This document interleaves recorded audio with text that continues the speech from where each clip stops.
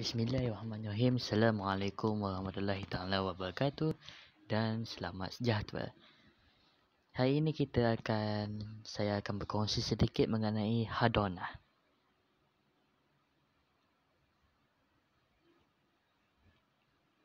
Jadi apa sebenarnya maksud Hadonah ini?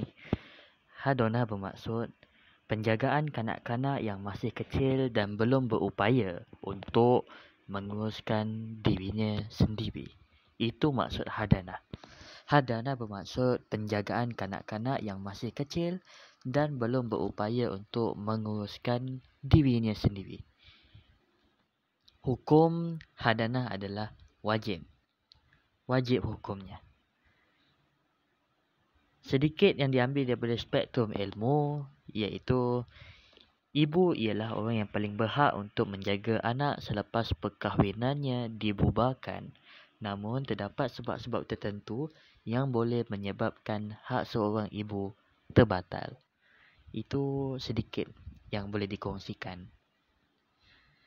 Jadi kita pergi kepada senarai individu yang berhak dalam mendapatkan hak penjagaan. Saya buat penelitian dan sedikit kajian sedikit pencarian di internet.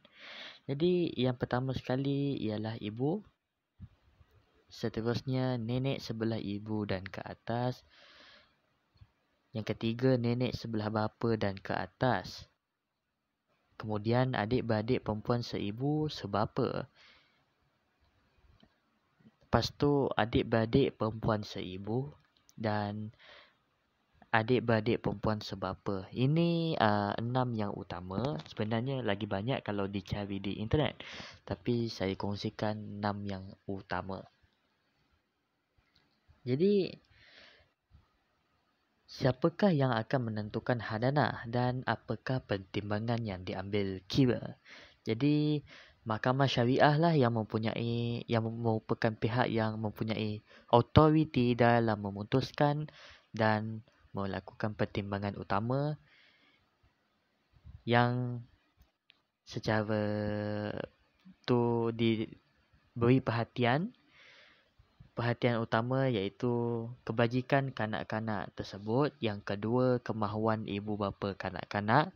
Yang ketiga, kemahuan kanak-kanak itu sekiranya dia dalam peringkat umur yang boleh menyatakan pendapatnya. Jadi, yang utama yang dititik beratkan oleh Mahkamah Syariah ialah kebajikan kanak-kanak tersebut. Kita pergi ke kelayakan bagi membolehkan seseorang diberi hak hadanah. Yang pertama, mestilah seorang yang beragama Islam. Yang kedua, seseorang itu mestilah baligh ataupun sempurna akalnya. Yang ketiga, umur. Yang keempat, mestilah seorang yang berkelakuan baik. Dan yang kelima, tidak menghadapi akibat buruk. Jadi, perkara-perkara yang boleh menggugurkan hak seseorang terhadap hadanah ialah jika perempuan itu berkahwin dengan seorang lelaki yang tidak mempunyai pertalian dengan kanak-kanak itu dan lelaki tersebut bukan muhrim dengan kanak-kanak itu. Yang kedua, jika perempuan itu berkelakuan buruk secara keterlaluan dan terbuka. Yang ketiga, jika perempuan itu menukar pemastautinannya dengan tujuan untuk mencegah bapa kanak-kanak itu daripada menjalankan pengawasan yang perlu ke atas kanak-kanak itu, kecuali isteri yang bercerai boleh mengambil anaknya sendiri ke tempat lahir isteri itu. Yang keempat, jika perempuan itu murtad iaitu keluar daripada Islam. Dan yang kelima, jika perempuan itu cuai atau melakukan penganiayaan, penderaan terhadap kanak-kanak itu. Sedikit maklumat lagi iaitu tempoh hadanah. Tempoh pelaksanaan hadanah ialah kanak-kanak yang telah mencapai umur mumayyiz, iaitu 7 tahun bagi kanak-kanak lelaki dan 9 tahun bagi kanak-kanak perempuan.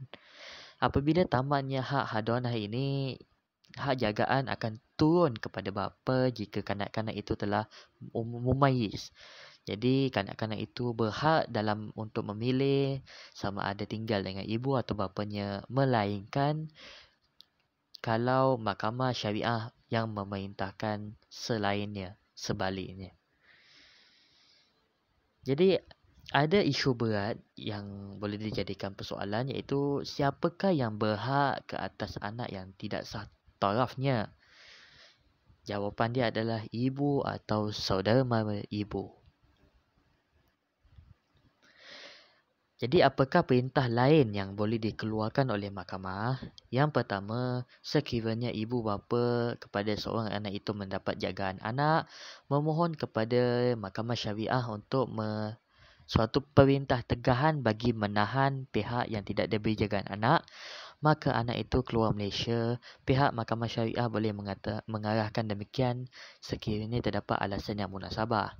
Yang kedua, pihak-pihak boleh memohon perintah tegahan dengan daripada membawa keluar kanak-kanak dalam penjagaan pihak-pihak dengan alasan yang munasabah atau wajar untuk sesuatu tujuan yang berfaedah kepada kebajikan kanak-kanak.